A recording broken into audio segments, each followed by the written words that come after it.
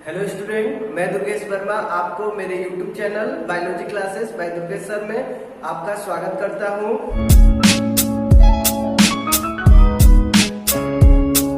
मैं आज पुनः एक नया वीडियो अपलोड करने जा रहा हूं और ये वीडियो जो है यह है क्लास 12 का।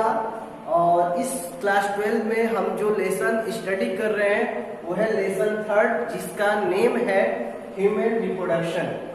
तो ह्यूमन रिप्रोडक्शन लेसन को स्टार्ट करने से पहले मैं आपसे रिक्वेस्ट कर रहा हूं, अगर मेरा वीडियो आपको अच्छा लग रहा है तो उसको लाइक करिए, शेयर करिए और साथ में अगर नए व्यूअर हैं तो मेरे चैनल को सब्सक्राइब जरूर कर लें। तो मैं इसी आशा के साथ कि आपको सभी टॉपिक समझ में आ रहा होगा, मैं नया वीडियो अपलोड करने जा रहा हूं। और इस वीडियो में आज का जो मेरा टॉपिक है वो है फीमेल रिप्रोडक्टिव सिस्टम का सेकेंड पार्ट जिसका नेम है डक्ट सिस्टम। डक्ट सिस्टम में मैंने आपको बताया था, याद होगा आप लोग को, डक्ट सिस्टम में फर्स्ट जो था आपका फेलोपियन ट्यूब, सेकेंड जो था वो था आपका यूटेरस, थर्ड जो था वो था सर्विक्स और फोर्थ जो नंबर में जो था वो था वेजिना। तो ये सभी टॉपिक को मैं आपको बताऊंगा। तो चलिए स्टार्ट किया जाए फर्स्ट डक्ट सिस्टम का पार्ट जिसका नेम है फेलोपियन ट्यूब। Fallopian tube. तो इसके बारे में आप बताएंगे। It is an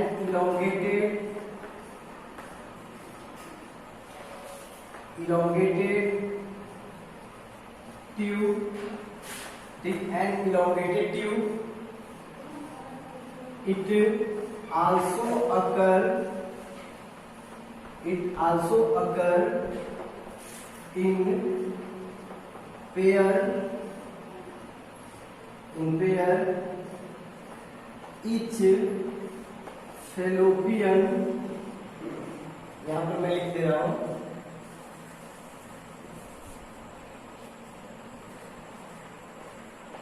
each fallopian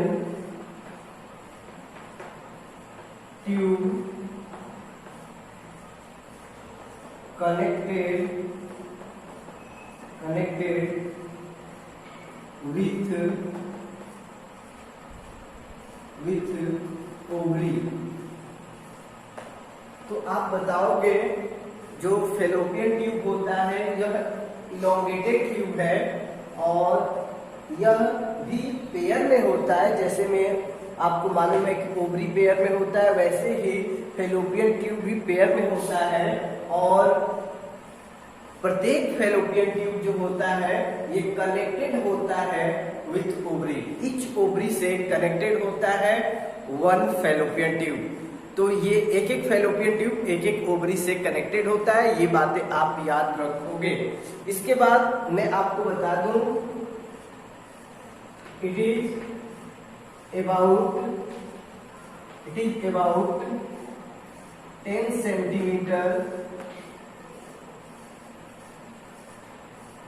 centimetre long.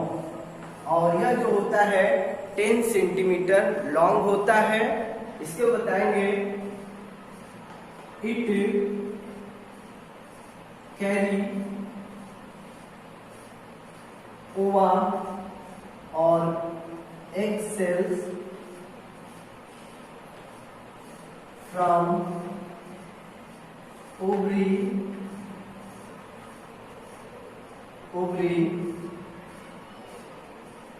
तो और आप बताएंगे यह जो होता है it is about 10 centimetre long. यह 10 सेंटीमीटर इसकी लेंथ होती है, अर्थात यह 10 सेंटीमीटर लॉन्ग होता है और यह कैरी करता है ओवा एक सेल को फ्रॉम ओवरी से ये कैरी करता है।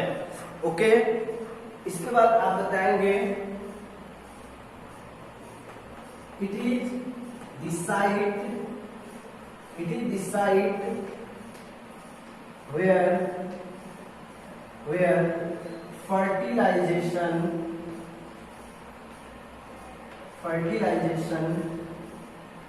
occur।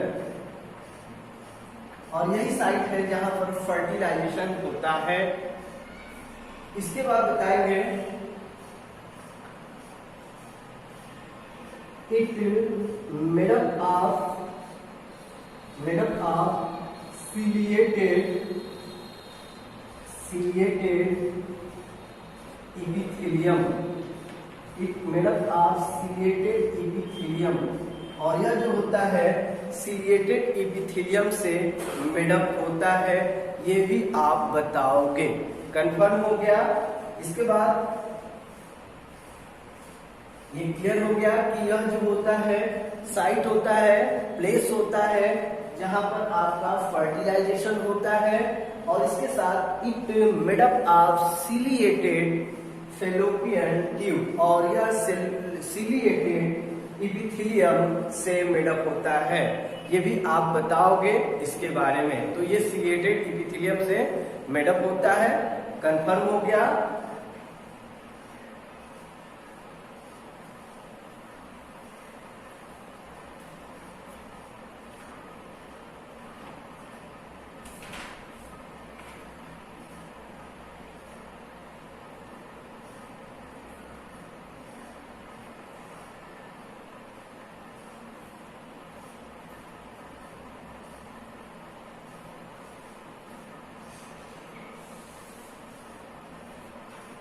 तो आप बताएंगे कि मेडअप ऑफ सीलिएटेड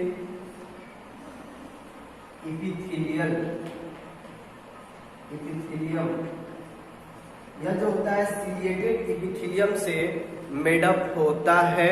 आप बताओगे क्या? It made up of ciliated epithelium. That means इस टिश्यू, जो इपिथेलियल टिश्यू का ये जो पार्ट होता है, इसके अपर साइड में सिलिया प्रेजेंट होता है, और उस सिलिया के प्रेजेंट होने से इस इपिथेलियम को हम लोग सीलिएटेड इपिथेलियम कहते हैं। ये आप लोगों ने क्लास 11th में पढ़ा है, आपको याद होगा। तो ये आप फेलोपियन ट्यूब के बारे में बताएंगे। इसके बाद आप बताएंगे इट कनेक्टेड विथ यूटेरस, और यह किससे कनेक्टेड होता है? यूटेरस से। इट आल्सो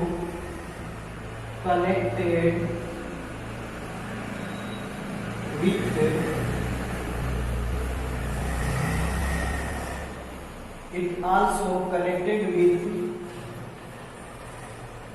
यूटेरस, और यह यूटेरस से कनेक्टेड होता है। आपके माइंड में आ रहा होगा कि सर अभी ये क्यों बता रहे हैं, अभी इससे पहले भी तो बता सकते थे। इसलिए मैंने नहीं बताया, क्योंकि अब मैं आपको बताने वाला हूं कि यहाँ पर जब फर्टिलाइजेशन हो जाता है तो फर्टिलाइज जो एग होता है उसको यूटेरस तक ले जाने में आपका किस ट्यूब के हेल्प से जाता है, वो आपका ट्यूब होता है फेलोपियन ट्यूब। तो इसीलिए मैंने यहाँ पर ऐड किया है कि जो फेलोपियन ट्यूब होता है वन साइड से तो कनेक्ट होता है ओवरी से, और सेकंड साइड जो होता है, सेकंड जो साइड होता है वो किससे कनेक्टेड होता है? सेकंड साइड जो होता है फेलोपियन ट्यूब का, वो यूटेरस से कनेक्टेड होता है। और आगे बताएंगे through the fallopian tube the fertilised egg come into the uterus, और फर्टिलाइज्ड एग जो होता है फेलोपियन ट्यूब से ही यूटेरस में एंट्री करता है, और जहां पर इम्प्लांटेशन होता है। ये बातें आप बताओगे। कंफर्म हो गया?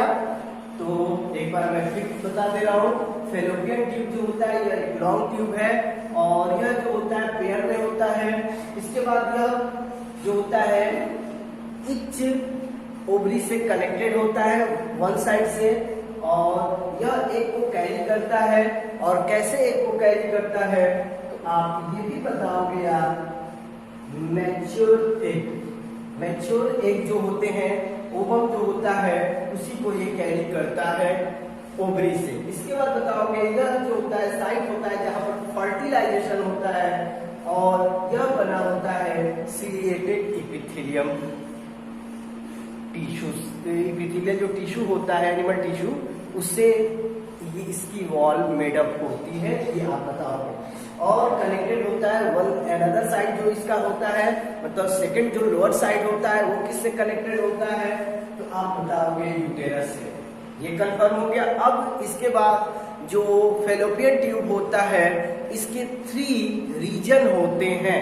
इस ट्यूब में 3 रीजन होते हैं, मैं आपको बताने जा रहा हूं।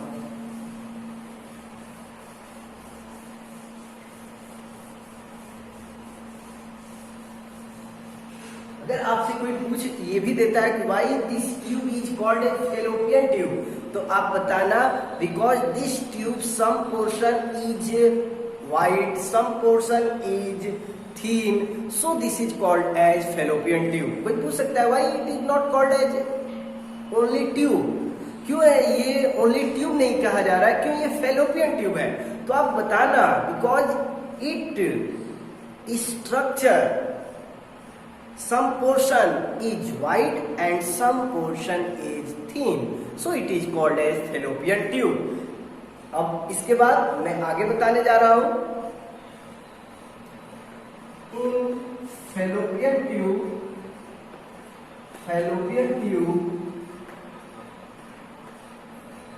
3 region is found. The first region, first जो रीजन होता है वो इसका कहलाता है फंडिबुलम। इसका फर्स्ट जो रीजन होता है वो आपका होता है इनफंडिबुलम। सेकेंड जो रीजन होता है वो होता है एम्पुला, और थर्ड जो रीजन होता है वो होता है इस्थमस। तो आप याद रखिएगा, जो फैलोपियन ट्यूब होता है इसके 3 पोर्शन होते हैं। फर्स्ट जो होता है इनफंडिबुलम, सेकंड जो पोर्शन होता है वो आपका होता है एम्पुला, और थर्ड जो पोर्शन होता है वो होता है इस्थमस। अगर हम एक डायग्राम के थ्रू अगर बताएं तो आप देख पाओगे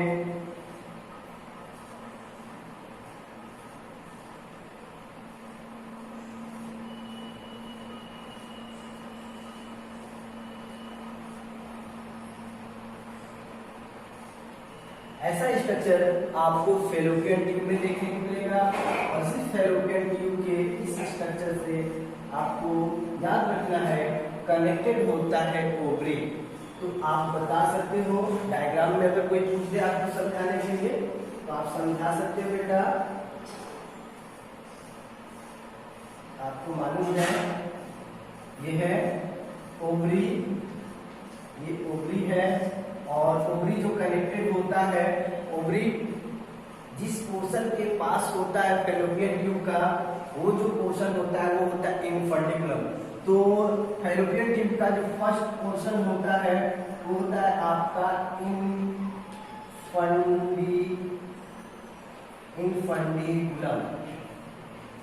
ऐसे तो बहुत जगहों पर लिखा होगा एम्पुला का जो फर्स्ट रीजन होता है, एम्पुला में जो फर्स्ट पार्ट होता है वो इनफंडिबुलम है। बट याद रखिए ऐसे भी आप सब बताओ गलत नहीं है, बट फर्स्ट जो पोर्शन जो ओवरी के नियर होता है वो आपका होता है इनफंडिबुलम। उसके बाद जो सेकंड पोर्शन होता है वो होता है आपका जो मोर वाइड होता है, या उसके बाद जो सेकंड पोर्शन होता है वो होता है एम्पुला, और थर्ड पोर्शन जो होता है वो होता है इस्थमस।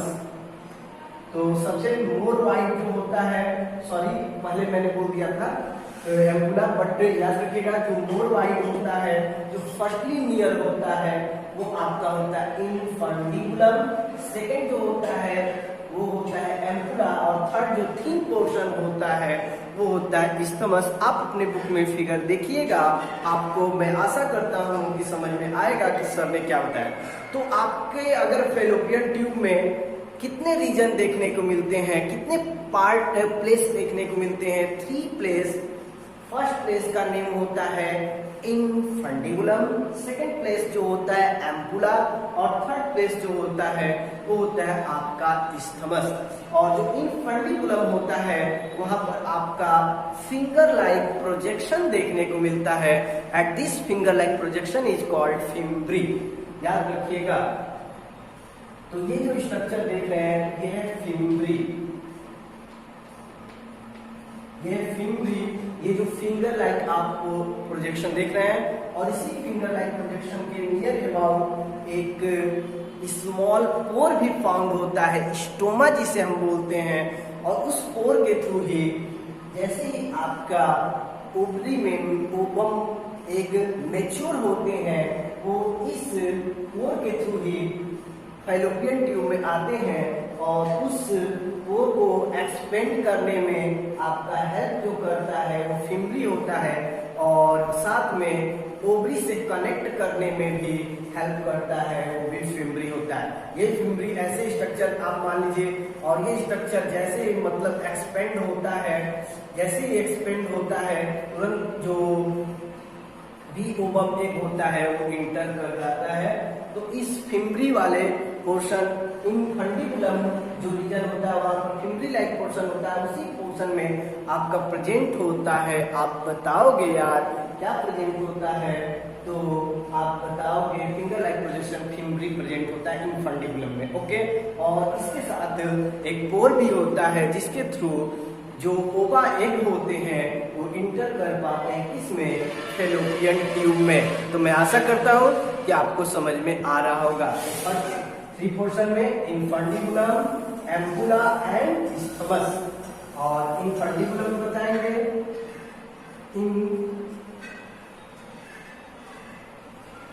और इट कंटेन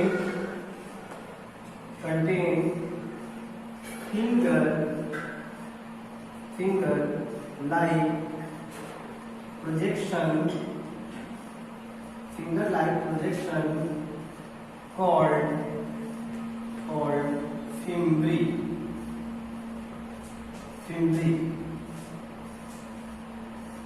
और यह जो एक फिंगर लाइक प्रोजेक्शन कंटेन करता है उसको हम क्या बोलते हैं बेटा, वो होता है फिम्ब्री। इसके बाद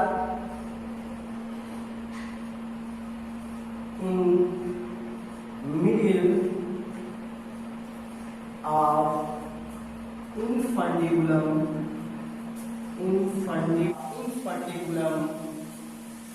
a pore found और इनफंडिबुलम के मिडिल में पोर फाउंड होता है, ये भी आप बताओगे। तो मैं आशा करता हूँ कि आपको फैलोपियन ट्यूब के बारे में समझ में आ रहा होगा। तो फैलोपियन ट्यूब का फर्स्ट पोर्शन जो होता है वो आपका हो जाएगा इनफंडिबुलम, सेकंड पोर्शन एम्पुला, और थर्ड पोर्शन आपका क्या हो जाएगा, इस्थमस। कंफर्म हो गया होगा आपको। अब इसके बाद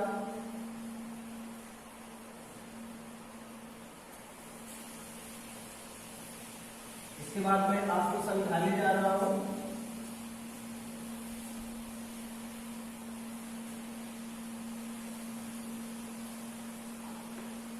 at the junction of ampulla isthmus fertilization at the junction of ampulla isthmus fertilization process अकर। तो अगर कोई पूछेगा, अक्सर आपके नीट एग्जाम में आ चुका है, कई बार पूछा गया है कि जो फर्टिलाइजेशन होता है that means fusion of male and female gamete जो होता है ये फैलोपियन ट्यूब के किस प्लेस में होता है, तो आप बताना एम्पुला इस्थमस जो जंक्शन होता है इसी रीजन में आपका फर्टिलाइजेशन होता है, ये आप बताना। कंफर्म हो गया। तो मैं आशा करता हूँ कि आपको फैलोपियन ट्यूब कन्फर्मली समझ में आ गया होगा। अब इसके बाद जो सेकंड पार्ट है उसका नेम है आपका यूटेरस। तो चलिए यूटेरस के बारे में जान लें।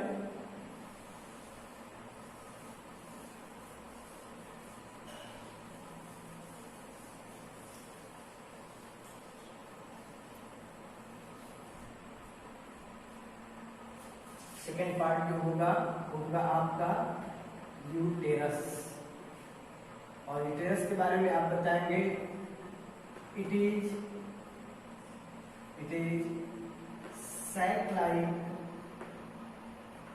sac-like in structure. It is sac-like in structure.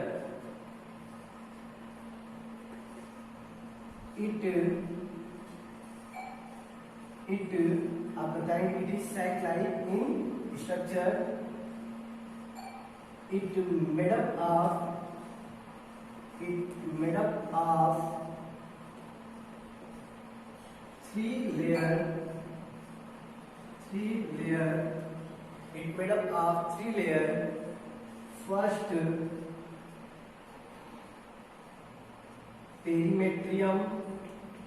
First is perimetrium. Second is myometrium.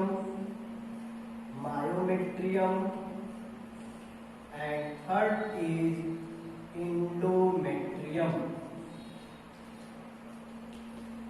तो आप बताओगे यूटेरस जो होता है it is sac like in structure and it made up of three layer. और यह थ्री लेयर्स से मेड अप होता है। Three layers, first layer is perimetrium, it is the external layer. Myometrium is the middle layer and endometrium is the inner layer। तो ये three layer जो होता है यूटेरस में फाउंड होता है। और इसके साथ यूटेरस का लोकेशन भी आप बताओगे it found in mid line of pelvic region behind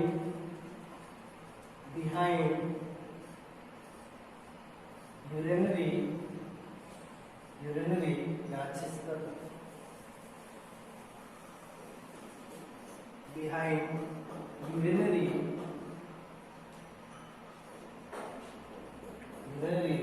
bladder। तो आप बताओगे इट फाउंड, यह फाउंड होता है in mid line of pelvic region के मिड लाइन में और बिहाइंड यूरिनरी ब्लैडर के बिहाइंड में और पेल्विक रीजन के मिड लाइन में आपका यूटेरस फाउंड होता है। ये भी आप बताओगे। कंफर्म हो रहा है तो आप बता सकते हो थ्री लेयर से मेडअप होता है और ये कहाँ पर फाउंड होता है। तो ये फाउंड होता है आपके mid line of pelvic region. ये मैं आशा करता हूं कि आप अच्छे से समझा सकते हैं। इसके बाद आप यूटेरस के बारे में बताएंगे।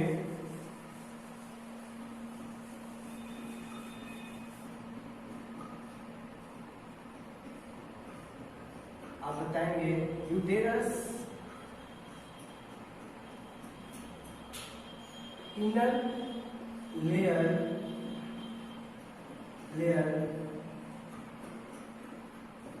break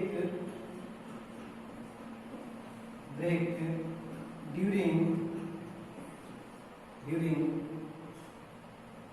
menstruation।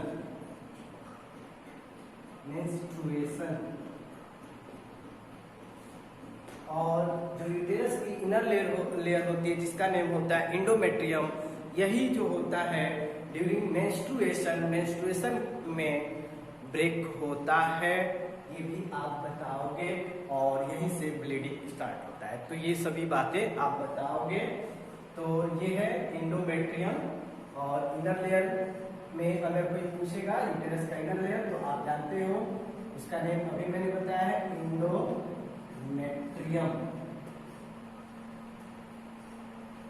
ये आप बताओगे इंडोमेट्रियम। इसको बताओगे इन यूटेरस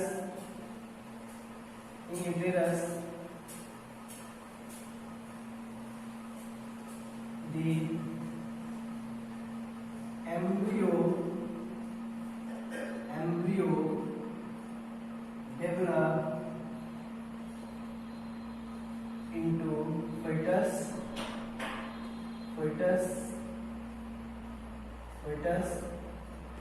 और यूटेरस में ही एम्ब्रियो जो होता है डेवलप होता है fetus में, और इसी fetus से एक न्यू बेबी का फॉर्मेशन होता है। तो यही प्लेस है जहाँ पर आपके न्यू बेबी का फॉर्मेशन होता है, डेवलपमेंट होता है। तो जो प्रेगनेंसी के टाइम में जो डेवलपमेंट होता है वो आपका प्लेस होता है यूटेरस। तो ये सभी बातें आप यूटेरस के बारे में बताओगे। तो मैं आशा करता हूँ कि आपको समझ में आ रहा होगा। अब इसके बाद बताएंगे बिलो ऑफ यूटेरस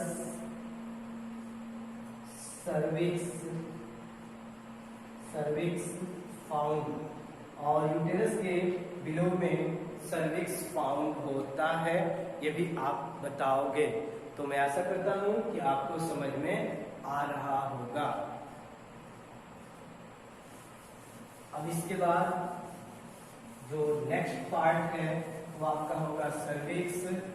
तो सर्विक्स को बताऊंगा, इसके साथ जो आपका यूटेरस है उसके कुछ और भी पार्ट्स मैं आपको बता दूं। तो यूटेरस का जो बताएंगे perimetrium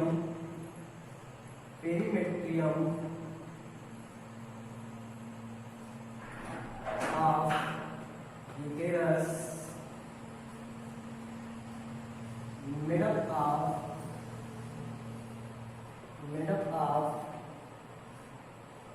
epithelial tissue and epithelium tissue and myometrium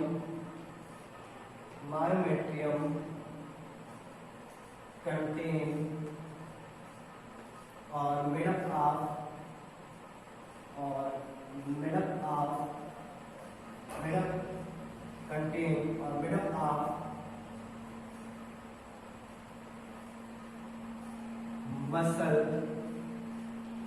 muscle and in endometrium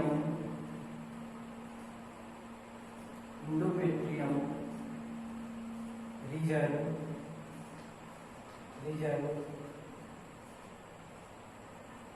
more amount of blood capillaries